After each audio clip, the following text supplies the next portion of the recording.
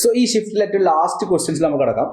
64 raindrops of radius 1 millimeter, each falling down with a terminal velocity of 10 centimeter per second, collapsing to form a bigger drop. The terminal velocity of the bigger drop ആണ് ചോദിച്ചിരിക്കുന്നത്. So ആദ്യം ഇത്രയും ഡ്രോപ്പുകൾ ചേർന്നാണ് നമുക്ക് വലിയ ഒരു drop ഉണ്ടാവുന്നത് എന്നുള്ള കാര്യം മനസ്സിലാക്കി വെക്കണം. സോ ഈ വലിയ ഡ്രോപ്പിന്റെ റേഡിയസ് 6 ആണെങ്കിൽ ഇത്രയും ചെറിയ സ്മോൾ റേഡിയസ് ഉള്ള n ഡ്രോപ്പുകൾ ചേർന്നിട്ടാണ് എന്ത് ചെയ്യുന്നത് വലിയ റേഡിയസ് ഉള്ള ആളാവുന്നത്. സോ ചെറിയ ഡ്രോപ്പിന്റെ n ഉണ്ടാവുന്ന ചെറിയ ഡ്രോപ്പിന്റെ വോളിയം 4/3 πr³ ആണ് ഇതിന്റെ മൊത്തം വോളിയം ആയിട്ട് മാറുന്നതല്ലേ. സോ ഇത്രയും ആളുടെ വോളിയം എന്ന് പറഞ്ഞാൽ ഇത്ര n ആളുകളുടെ n ആളുകളുടെ വോളിയം കൊണ്ട് മൾട്ടിപ്ലൈ ചെയ്താൽ മതി. So you will get a relation like capital R is equal to n raised to 1/3 small r എന്ന് കിട്ടും. വലിയ ആളുടെ റേഡിയസ് എന്ന് പറഞ്ഞാൽ ചെറിയ ആളുടെ റേഡിയസിന് n raised to 1/3 ആണ്. ഇനി ചോദിച്ചിരിക്കുന്നത് ടെർമിനൽ വെലോസിറ്റി ആണ്. What is equation for terminal velocity?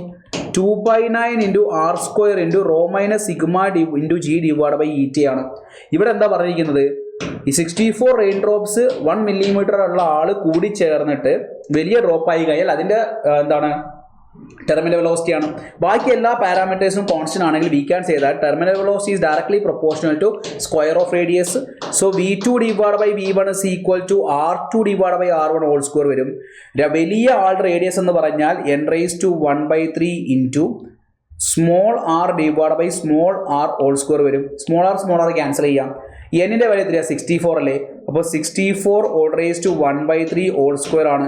64ന്റെ cube root 4 ആണ്. 4ന്റെ സ്ക്വയർ എത്രയാ? 16 ആണ്. So v2 divided by v1 16 ആണെങ്കിൽ v2 is equal to 16 into v1. v1 10 അല്ലേ.